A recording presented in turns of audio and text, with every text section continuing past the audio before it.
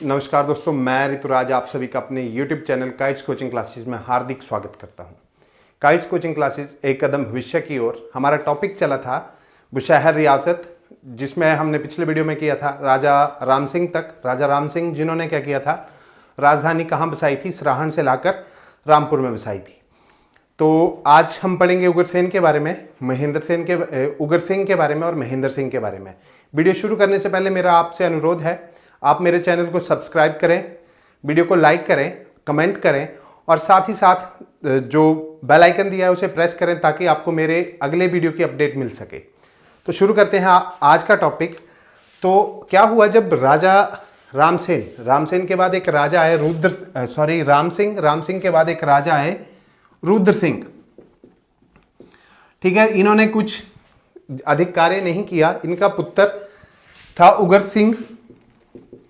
उगर सिंह जब राजा बने, मींस रुद्र सिंह की जब मृत्यु हुई, उगर सिंह कितने वर्ष के थे, वर्ष के नहीं 12 दिन के थे।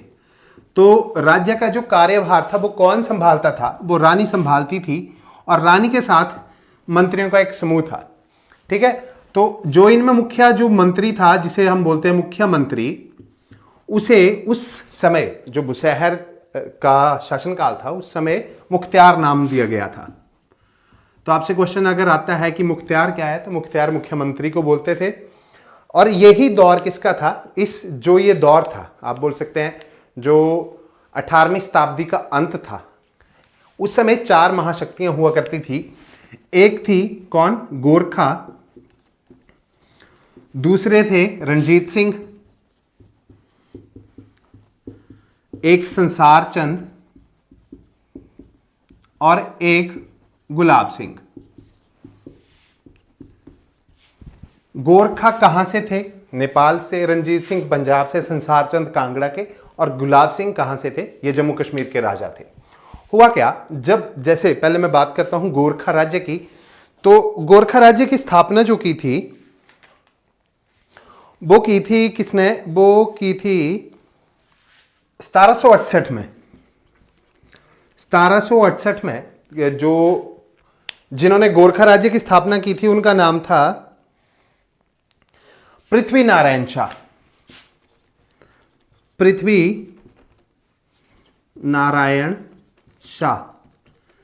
पृथ्वी नारायण शाह ने क्या किया, काठमांडू पे कब्जा किया और 1768 में काठमांडू में गोरखा राज्य की स्थापना की।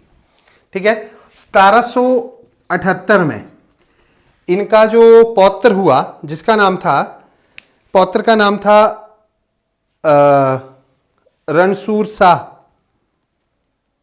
हाँ रण बहादुर शाह।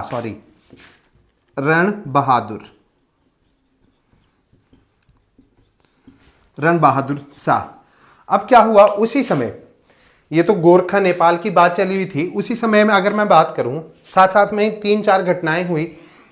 कमाऊं की बात करता हूं, कमाऊं मीन्स गढ़वाल की बात। आजकल जो टॉपिक चला है वो यही इसी युद्ध के ऊपर, जो गोरखाओं का समय था। गोरखाओं ने हिमाचल में यानी कि कब्जा किया, तराइन क्षेत्रों पर कब्जा किया। तराइन क्षेत्र जहां पे क्या है, नदी जो है, पत्थर ऊपर पत्थर होते हैं, नीचे नदी बहती है, उन क्षेत्रों पे, और साथ ही साथ गढ़वाल और कमाऊं के क्षेत्रों पर कब्जा किया था।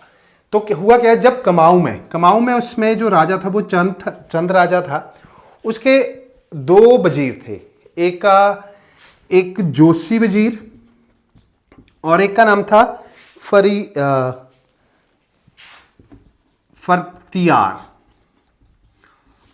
वजीर। हुआ क्या, जोशी और इन दोनों के बीच में कला पैदा होगी, जिससे क्या हुआ, कमाऊं के राज्य में अव्यवस्था फैल गई। अब कमाऊं के राज्य में अव्यवस्था फैल गई तो जोशी जो वजीर थे, जोशी पर फैमिली जो थी, उन्होंने क्या किया, उन्होंने बुलाया गोरखाओं को।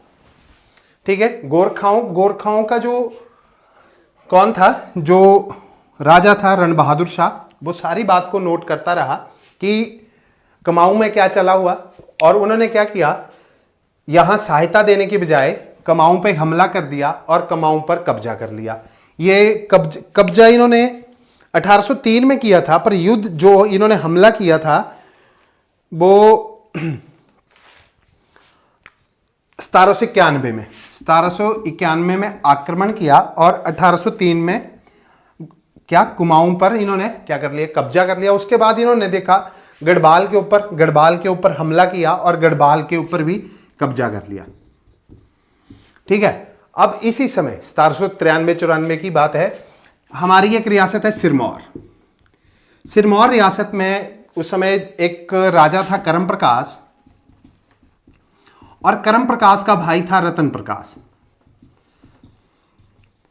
ठीक है, तो जो सिरमौर रियासत के मेन वजीर थे, 3 वजीर थे, उन्होंने क्या किया, उन वजीरों ने रतन प्रकाश के साथ मिलकर एक षड्यंत्र रचा, उस षड्यंत्र के तहत इन्होंने क्या करना था, जो करम प्रकाश थे उनको गद्दी से हटाकर रतन प्रकाश को गद्दी में बिठाना था। ठीक है, इसी दौरान एक रियासत है हिंडूर रियासत आप बोल सकते हैं, दूसरा नाम नालागढ़। तो नालागढ़ का राजा था रामशरण सिंह। ठीक है, रामशरण सिंह ने क्या किया, रामशरण सिंह ने भी सिरमौर पर हमला कर दिया, जिससे क्या हुआ, जो करम प्रकाश था, करम प्रकाश भागकर कहां चला गया, कालसी। ठीक है, कालसी चला गया। करम प्रकाश ने क्या किया, कालसी जैसे अव्यवस्था फैल गई इसके राज्य में भी, करम प्रकाश ने भी किसको आमंत्रित किया, गोरखाओं को आमंत्रित किया। गोरखाओं ने इस पे जो सिरमौर था आक्रमण किया, जिसमें जो रामशरण सिंह कहाँ के राजा, हिंडूर के राजा, वो हार गए। और क्या कर लिया इन्होंने जो प्रकाश राजा थे उनको हटा के खुद कब्जा कर लिया, सिरमौर पर आधिपत्य स्थापित कर लिया। उसी दौरान क्या हुआ था, अगर मैं बिलासपुर की बात करूं तो बिलासपुर और कांगड़ा के आपस में युद्ध चले थे। इससे पहले इन्होंने, कांगड़ा वालों ने छातीपुर का किला बनवा दिया था झंझार धार पर। अब क्या हुआ, 1803 की बात है। 1803 में जो कांगड़ा था उसने किस पे हमला कर दिया, कांगड़ा ने हमला कर दिया कहलूर पे। ठीक है, तो कहलूर पे हमला किया, तो कहलूर ने क्या किया, कहलूर का राजा था महानचंद, नागर देवी का पुत्र। उसने किससे सहायता ली, गोरखाओं से। और गोरखाओं और कहलूर का युद्ध किसके साथ हुआ, कांगड़ा के साथ। ठीक है, कांगड़ा के साथ पहला युद्ध जो हुआ था कांगड़ा और कहलूर का, वो हुआ था बरोटा गांव में। दूसरा जो युद्ध हुआ वो हुआ महल मोरियां, भोरेंज तहसील के अंतर्गत। इस युद्ध में क्या हुआ, जो कांगड़ा का राजा था वो हार गया। कांगड़ा का राजा कौन था, संसार चंद। ये भी एक महाशक्ति थी। ठीक है, गोरखा भी महाशक्ति थी। तो संसार चंद हार गया। संसार चंद भाग के कहाँ गया, अपने किले में। गोरखाओं ने 1805 से लेके 1809 तक क्या किया, किले पर कब्जा बनाए रखा। ठीक है, और वहां पे ज्वालाजी की संधि हुई, किसके बीच में, ज्वालाजी की संधि हुई थी संसार चंद और रणजीत सिंह के बीच में। अब इस संधि के अनुसार क्या हुआ, रणजीत सिंह ने कांगड़ा किला 60 गांव लिए और गोरखाओं को भगा दिया, कहां से, कांगड़ा से। अब गोरखा कांगड़ा से भागकर कहां गए, सतलुज नदी के पार। सतलुज नदी के पार बोल सकते हैं आप, जो पहाड़ी रियासतें थी उन पर गोरखाओं ने अपना आधिपत्य स्थापित करना शुरू किया। गोरखाओं के डर से जो पहाड़ी रियासतें थी उन्होंने क्या किया, आधिपत्य जो इनका वो स्वीकार लिया। अब मैं बात करूं बुशहर, हुआ क्या, जब गोरखाओं को कहां से भगा दिया गया, कांगड़ा से भगा दिया गया, तो गोरखाओं के आधिपत्य में कौन सा क्षेत्र रह गया, यमुना और सतलुज के बीच का। ठीक है, ये मीन्स आप बोल सकते हैं बिलासपुर इनके अधीन था, सिरमौर इनके अधीन था, शिमला की पहाड़ी रियासतें इनके अधीन थी। ठीक है, हुआ क्या, 1810 में जो उगर सिंह उसकी मृत्यु हो गई। उनके जो पुत्र थे महेंद्र सिंह, वो अगले राजा बने। पर जब वो राजा बने, मीन्स पिता की मृत्यु के समय वो मात्र कितने वर्ष के थे, 3 वर्ष के थे।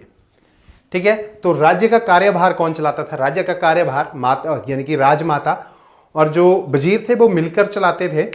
अब हुआ क्या, अब 1810 में इन्होंने रामपुर में, जो गोरखा थे उन्होंने क्या किया, रामपुर पर हमला कर दिया, रामपुर में तबाही मचा दी। जो रानी थी वो अपने पुत्र को लेकर कहाँ गई, किन्नौर की तरफ। ठीक है, किन्नौर की तरफ। और जो गोरखा थे उन्होंने क्या, रामपुर को लूटा, ठीक लूट मचाई और राजा का पीछा करते करते ठीक है, और साथ में किस किले को लूटने के लिए? कामरूप फोर्ट को लूटने के लिए। कामरूप का जो किला था किन्नौर में, उसको लूटने के लिए आगे की ओर बढ़े। पर जो सतलुज नदी पर पुल था छोलटू का पुल हाटकोटी के समीप, वहां पे क्या हुआ, इस पुल पे जो किन्नौरी सेना थी, किन्नौर के लोग थे, उन्होंने क्या कर दिया, हमला कर दिया किसके ऊपर? गोरखाओं के ऊपर। और गोरखा क्या हुए, वहां से वापिस आ गए और कहां रहने लगे? रामपुर अपने अधीन कर लिया। रामपुर के साथ साथ इन्होंने सराहन तक का क्षेत्र अपने अधीन कर लिया। और इन्होंने एक शर्त रखी कि इसके राजा के समक्ष, यानी कि राजमाता के समक्ष, अगर सराहन के ऊपर का जो हिस्सा है, अगर आप उसको अपने पास रखना चाहते हैं तो आपको गोरखाओं को 12,000 रुपया वार्षिक देना होगा। ठीक है, गोरखाओं को 12,000 रुपया वार्षिक देना होगा। जो वजीर और राजमाता ने मिलकर यही निर्णय लिया कि 12,000 हम देंगे, पर ऊपर वाला हिस्सा हम बचा लेंगे। ठीक है, इसी बीच क्या हुआ, एक कहानी ये भी बोलती है कि वहां पे एक वजीर था जिसका नाम था पवारी वजीर। हाँ, पवारी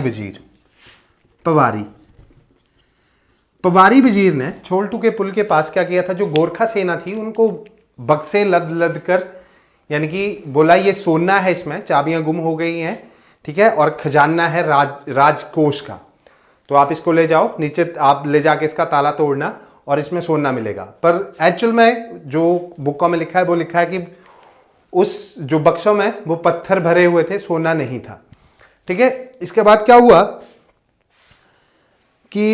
क्या हुआ जो कीर्तिमान राणा था, अब जो पहले जिसने हमले किए सिरमौर पे, कुमाऊं गढ़वाल पे हमले जिसने किए, और बिलासपुर में कांगड़ा के साथ जो युद्ध हुआ, उनका जो मेन व्यक्ति था वो था अमर सिंह थापा। मैं नाम बताना भूल गया, अमर सिंह थापा, ये सेनापति था। इसी के जितने भी युद्ध हुए अमर सिंह थापा के नेतृत्व में किए गए थे। अब अमर सिंह थापा ने क्या किया, खुद को रामपुर से चला गया, कहां? अर्की में रहने के लिए। और जो रामपुर का अपने स्थान पर किसे छोड़ गया? कीर्ति थापा को। इनसे क्वेश्चन आता है कौन सा कहां रहता था, तो कीर्ति थापा ने क्या किया, अपने लिए नवगांव बोल सकते हैं आप, या नौगढ़ का किला, ठीक है, नवगांव या नौगढ़ का किला बनवाया और वहां पर रहना शुरू किया। और साथ ही साथ में क्या हुआ, अब इस स्थिति को समझिए कि हुआ क्या था। जब गोरखाओं ने पहाड़ी रियासतों पर कब्जा कर लिया, मींस उनके अधीन था, और नीचे क्या था, नीचे सतलुज के दूसरी तरफ क्या था, अंग्रेजों के अधीन राज्य था, ठीक है, पंजाब है ना। और भारत के और हिस्से जहां पर गोरखाओं का आधिपत्य था, जैसे आप बोल सकते हैं गोरखाओं ने कहाँ किया था, जो नेपाल के साथ बॉर्डर लगता है ना, नेपाल के साथ किसका बॉर्डर लगता है? यूपी का बॉर्डर लगता है, ठीक है। तो जो यूपी में पहाड़ी क्षेत्रों के साथ जो लगने वाला मैदान शुरू होता था, जिनको हम तराइन क्षेत्र बोलते हैं, वहां पे अपना आधिपत्य स्थापित कर लिया। तो हुआ क्या कि गोरखाओं ने क्या बोला, गोरखाओं ने बोला कि हम अंग्रेजों के क्षेत्र से कोई भी सामान नहीं लेंगे, और नहीं लेंगे मीन्स हम अपना ही सामान यूज करेंगे। जब अंग्रेजों को इस बात का पता चला, तो कब? 8 सितंबर 1814 को मेजर ऑक्टरलोनी, जो मेजर ऑक्टरलोनी थे, उन्होंने एक घोषणा कर दी, क्योंकि गोरखा ऊपर रहते थे और अंग्रेज नीचे थे, यानी कि आप मैदानी भाग में। तो ऑक्टरलोनी ने एक घोषणा कर दी कि ना गोरखाओं के क्षेत्र में अंग्रेजी माल जाएगा, ना गोरखाओं का हमारे यहां आएगा। फिर इसके बाद 17 अक्टूबर 1814 को दूसरी घोषणा हुई। इस घोषणा में क्या कहा मेजर ऑक्टरलोनी ने? इन्होंने कहा जितने भी सतलुज और यमुना नदी के बीच में जितने भी पहाड़ी राजा हैं, वो सभी के सभी हमारे साथ मिल सकते हैं गोरखाओं को खदेड़ने के लिए, और जब हम गोरखाओं को खदेड़ देंगे तो जो उनका राज्य है उन्हें वापिस मिल जाएगा, ठीक है। इसके बाद 1 नवंबर 1814 को मेजर ऑक्टरलोनी ने क्या किया, गोरखाओं के विरुद्ध युद्ध की घोषणा कर दी, ठीक है। अब युद्ध की घोषणा हुई तो अंग्रेज जो थे वो 4 टुकड़ियों में बंट के आए, ठीक है। पहली एक टुकड़ी चली दीनापुर से, ठीक है, एक चली बनारस से, एक चली मेरठ, और एक चली लुधियाना से, ठीक है। तो दीनापुर से जो चले वो चले मार्ले, हाँ मेजर जनरल मार्ले, मेजर जनरल मार्ले। बनारस से जो चले वो मेजर जनरल वुड, ठीक है। मेरठ से चले गिलेस्पी, और लुधियाना की ओर से चले वो चले ऑक्टरलोनी, ठीक है, ऑक्टरलोनी। और साथ ही साथ सिरमौर की तरफ से, सिरमौर की तरफ से जो एक अंग्रेज चले थे उनका नाम था मार्टिनडेल, मार्टिनडेल। मार्टिनडेल के साथ एक और व्यक्ति थे जिनका नाम था जेम्स बेली फ्रेजर। जेम्स बेली फ्रेजर क्या थे? एक असैनिक थे, मींस पॉलिटिकल एजेंट भी बोल सकते हैं आप। ये यात्री थे, यूरोपियन यात्री थे उसमें, ये भी साथ में लड़े। हुआ क्या, जब चारों तरफ से युद्ध हुआ और मार्टिनडेल और जेम्स बेली फ्रेजर ने कूच करना शुरू कर दिया। कहां से? चूड़धार से होते हुए, चूड़धार से होते हुए ये कहां पहुंचे? चौपाल पहुंचे। कब? मार्च में, मार्च 1815 में। बुशहर के जो लोग थे उनको पता चल गया कि अंग्रेजी सेना पहुंच गया। बुशहर के लोगों ने क्या किया? तलवार उठाई और गोरखाओं के विरुद्ध लड़ना शुरू कर दिया। सबसे पहले इन्होंने कब्जा किया कहां पे? नौगढ़ के किले में। नौगढ़ के किले में कौन था? कीर्तिमान थापा, कीर्ति थापा, मान नहीं, ठीक है। तो कीर्ति थापा के साथ 800 सैनिक थे और सभी का सभी क्या किया? इन्होंने मिलकर क्या? आत्मसमर्पण करवाया, ठीक है। और उसके बाद इन्होंने अगला जो कूच किया वो किया रवीनगढ़, ठीक है, रवीनगढ़ की ओर। और रवीनगढ़ में कौन रहता था? रवीनगढ़ में जो रहता था वो था रणसूर थापा, हाँ जी, रणसूर थापा। रणसूर थापा से लड़ने के लिए जो कौन कौन थे? तो रणसूर थापा से लड़ने के लिए मैं एक बात बताना भूल गया, जो बुशहर की तरफ से लड़ने वाले व्यक्ति थे वो किसके नेतृत्व में? एक वजीर थे टीकम दास और दूसरे थे बद्रीदास। और साथ ही साथ जब रवीनगढ़ पे हमला किया तो जुब्बल के एक वजीर ने अपने नेतृत्व में सेना लेके आए थे, उनका नाम था दांगी वजीर। यहां से क्वेश्चन बन सकता है, बुशहर से कौन थे? टीकम दास और बद्रीदास। और दांगी कहां से थे? दांगी जुब्बल से थे। तो दांगी वजीर और साथ में कौन आए? साथ में जेम्स बेली फ्रेजर। इन सभी ने मिलकर रवीनगढ़ पे हमला किया।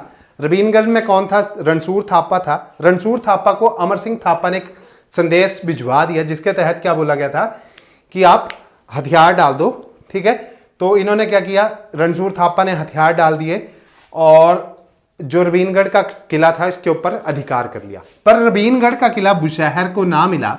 इसको किसने अपने पास रखा? इसको अंग्रेजों ने अपने पास रखा, ठीक है। जब गोरखाओं को पहाड़ी रियासतों से खदेड़ दिया गया, बिलासपुर में जो युद्ध हुआ था वो हम बिलासपुर में पढ़ चुके थे। रतनपुर धार पे जो को आधार बनाकर मेजर ऑक्टरलोनी ने वहां पे युद्ध लड़ा था अमर सिंह थापा के साथ। जब यहां से भगा दिया तो क्या हुआ? जो क्षेत्र थे, जैसे कौन कौन से क्षेत्र थे जिनके ऊपर एक क्षेत्र जो मिला था, अंग्रेजों ने क्या किया? अंग्रेजों ने तो सनद वापस कर दी सभी पहाड़ी राजाओं को। हम बात कर रहे हैं बुशहर की, तो बुशहर से अंग्रेजों ने कोटगढ़ और बुशहर से अंग्रेजों ने कोटगढ़ और रब्बी, कोटगढ़ और रब्बी का क्षेत्र है ना, रवीनगढ़ जिसको बोलते हैं, रब्बी का क्षेत्र जिसे हम नाम देते हैं सराचली और अस्सू, मतलब ये क्षेत्र थे कोटगढ़ और रब्बी के। ये क्षेत्र अपने अधीन रखे और जो बुशहर को दिया वो दिया देलट और साथ में दी खनेटी, हाँ खनेटी, क्योंकि देलट, खनेटी और करांगला जो छोटी छोटी ठकुराइयां थी इनके ऊपर किसका आधिपत्य था? बुशहर का आधिपत्य था। और अंग्रेजों ने बुशहर को कौन सा क्षेत्र दिया? जो उगर सिंह के समय तक था, जितना कब्जा उगर सिंह ने कर रखा था वो ही क्षेत्र दिया। पर कौन सा? कोटगढ़ और रब्बी का क्षेत्र ले लिया। रब्बी के क्षेत्र के बदले अंग्रेजों ने क्योंथल किस रियासत के साथ, क्योंथल के साथ एक तबादला किया, मींस लैंड एक्सचेंज किया। तो क्योंथल को रब्बी दिया और क्योंथल से कौन सा क्षेत्र लिया, शिमला।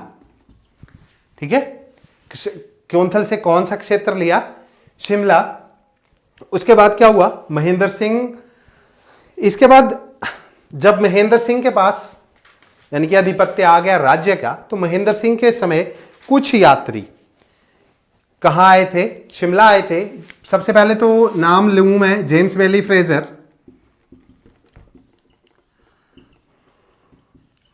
ठीक है, जिन्होंने क्या लिखा था, बुक लिखी थी हिमालयन माउंटेन। ठीक है, हिमालयन माउंटेन किसने लिखी थी, जेम्स वैली फ्रेजर ने। इसमें इस बुक में क्या बताया गया, जो गोरखाओं का समय था, गोरखाओं ने बुशहर पर कब्जा किया था, उस समय क्या जो स्थितियां थी, क्या राजनीतिक स्थितियां थी कहां की, बुशहर की, उसके बारे में बताया गया है। दूसरे व्यक्ति जो थे वो आए थे जेम्स अलेक्जेंडर जेरार्ड। ठीक है, अलेक्जेंडर, ठीक है, अलेक्जेंडर जेरार्ड ये आए थे। ये कब आए थे, ये आए थे 1829 में, 17 में आए थे, 1817 में आए थे। उसके बाद जो तीसरे व्यक्ति आए वो आए लॉर्ड क्रेमियर, लॉर्ड क्रेमियर। ठीक है, लॉर्ड क्रेमियर कब आए, ये आए 1829 में। और जो एक और व्यक्ति आए थे वो फ्रांस के थे। ठीक है, उनका नाम था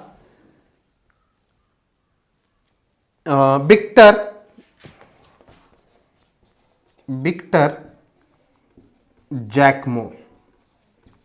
ठीक है, ये व्यक्ति बुशहर आए थे। इसके बाद क्या हुआ, इसके बाद जो बात चलती है, क्योंकि अब बुशहर क्या हो गया था, अंग्रेजों के संरक्षण हो गया था, तो अंग्रेजों की सीमा किसके साथ लगती थी, अंग्रेजों की सीमा लगती थी तिब्बत और लद्दाख के साथ।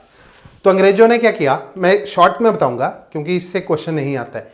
अंग्रेजों ने क्या किया, अंग्रेजों ने जो तिब्बत से माल जाता था कहाँ, कश्मीर के लिए, ऊन, वो उसको कहाँ अपनी ओर मोड़ लिया, बुशहर की ओर मोड़ लिया, जिससे क्या हुआ, जो कश्मीर में जाने वाला माल था वो कमी हो गई और कश्मीर पे उस समय कब्जा कर लिया राजा रणजीत सिंह ने। ठीक है, रणजीत सिंह ने वहां पे एक शाले दुशाले का यानी कि आप बोल सकते हैं उद्योग लगाया था। काफी इनकम होती थी, अप्रोक्सीमेट 50 लाख के आसपास साल की इनकम थी वहां की। ठीक है, पर जब माल सारा तिब्बत और लद्दाख का माल बुशहर आना शुरू हो गया तो जोरावर सिंह, ठीक है, जोरावर सिंह जो सेनापति था, उसने क्या किया, लद्दाख पे हमला किया, तिब्बत पे हमला किया, कब्जा किया और जो बुशहर की तरफ माल आ रहा था उसको रोक दिया। इसी बात का जो पता करने के लिए जो मिस्टर क्लार्क नाम के एक अंग्रेज अधिकारी थे, उन्होंने अंग्रेजों को इस बारे में बताया। अंग्रेजों ने किसे भेजा, कनिंघम को भेजा कि वह बुशहर की पूरी सीमा, क्योंकि बुशहर पे भी कब्जा करना चाहते थे जो डोगरा सेनापति थे, जो डोगरा सेना थी बुशहर पर कब्जा करना चाहती थी।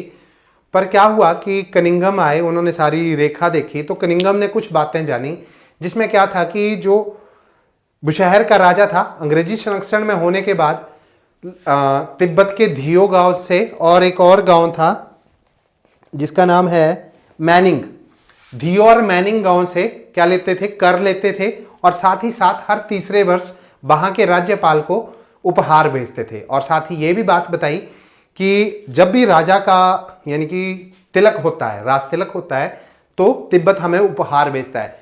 तो कनिंघम को इस बात से क्या हुआ, थोड़ा आश्चर्य हुआ कि अंग्रेजी संरक्षण में होने के बावजूद भी ये लोग अपना यानी कि अब अलग तौर से कर ले रहे हैं और दे रहे हैं। तो जो राजा महेंद्र सिंह थे, उनका कहना था कि अगर हम ये चीज़ ना करें तो तिब्बती हमारे से नाराज हो जाएंगे और हमारे साथ व्यापार नहीं करेंगे, जिससे बुशहर को काफ़ी बड़ा झटका लगेगा। ये था हमारा आज का वीडियो। आशा करता हूँ आपको मेरा ये वीडियो जरूर पसंद आया होगा। धन्यवाद।